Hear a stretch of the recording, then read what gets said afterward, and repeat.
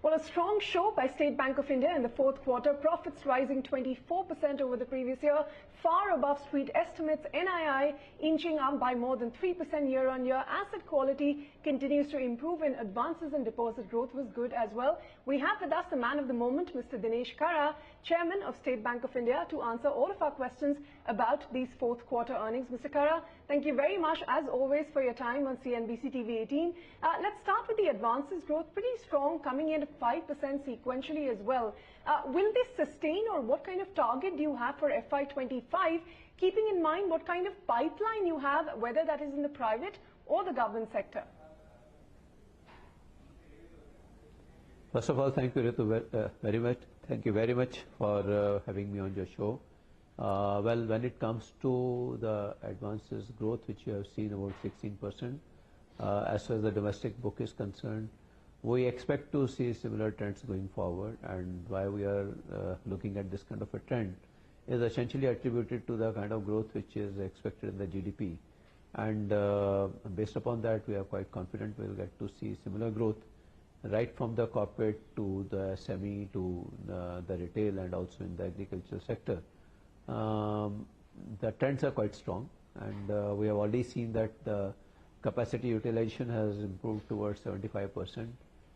When it comes to working capital facilities, the availment has improved almost about 10%. And when it comes to the term loan availment, the unavailed term loans have come down to about 18%. So I think that these are the kind of events which, and also on the top of it, the pipeline proposals are almost as high as about 4 trillion. So all these factors augurs well when it comes to the likely growth which we should get to see in the current financial year. Mr. Khara, your capital adequacy quite comfortable at 14.28% currently, but you did say you're open to raising capital. We wanted to understand what sort of growth rates will the current level of capital support, and at what level will you have to consider raising equity? Actually, as of now, for 37 trillion kind of a book and the kind of capital adequacy which you have of 14.28%, we can easily grow to the tune of about 7 trillion, which actually works out to somewhere around 20% kind of a growth. But yes, we will continue to monitor the capital requirements, and also the factor that our ROE is much more than that of our loan book growth. So that also is self-accretive as far as the capital is concerned. So I think my sense is that we will be monitoring the situation. If required, we will raise. But I think we will have options in terms of raising the tier 1, and we will certainly be raising tier 1 in this year. And if required, we will look at the capital raise. But otherwise, we should be in a position to support it with the plowback of the profit, which we have been doing for past couple of years. All right, and Mr. Khara, on the deposit front, you've had 11+% of growth year on year for this quarter. Is that sort of growth rate expected to continue?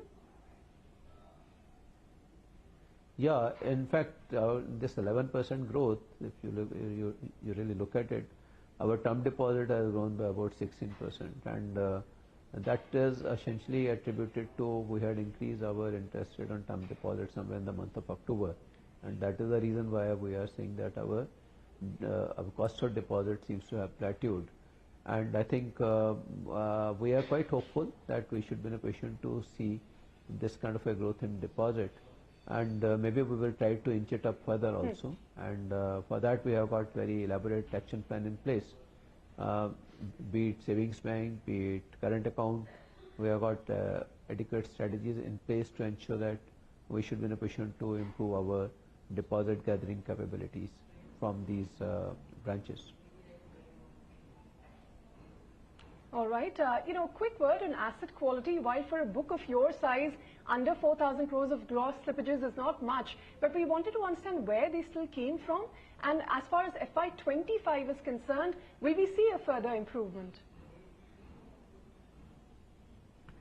Well, the slippages were essentially seen in agriculture and SME, but I would also like to mention about out of this 3,886 crore worth of slippages which happened in the last quarter, we have already pulled back about 886 crores.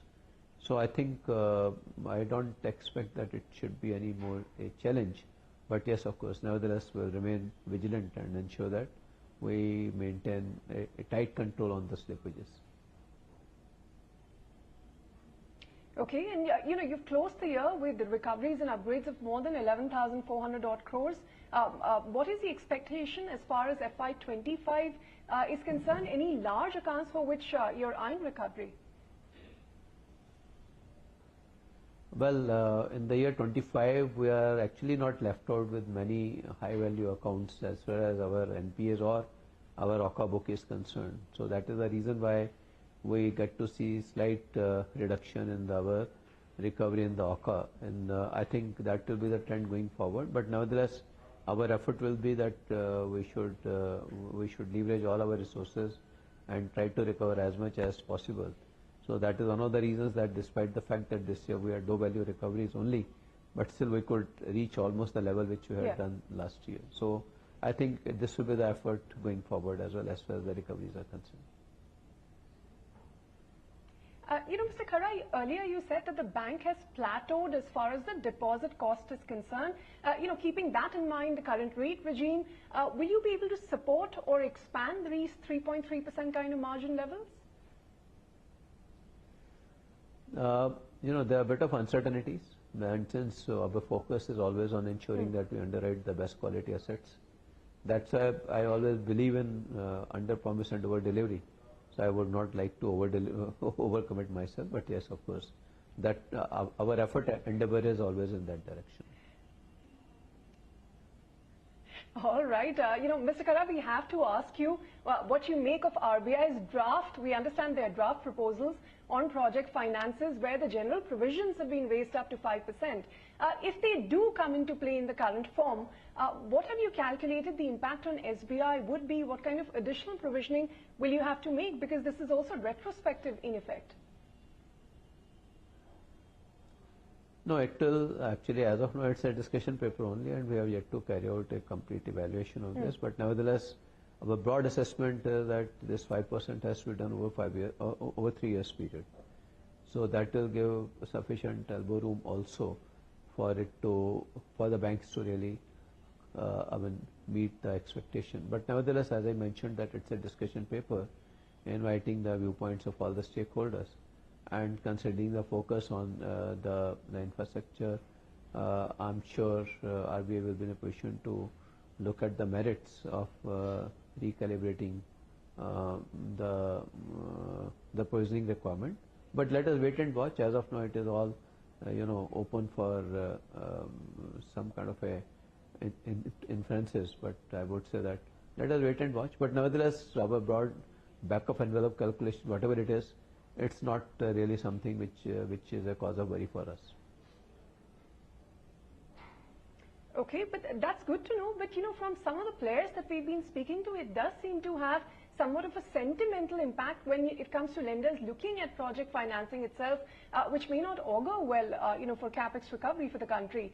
Just your broad reading of, what RBI is trying to do with the guide.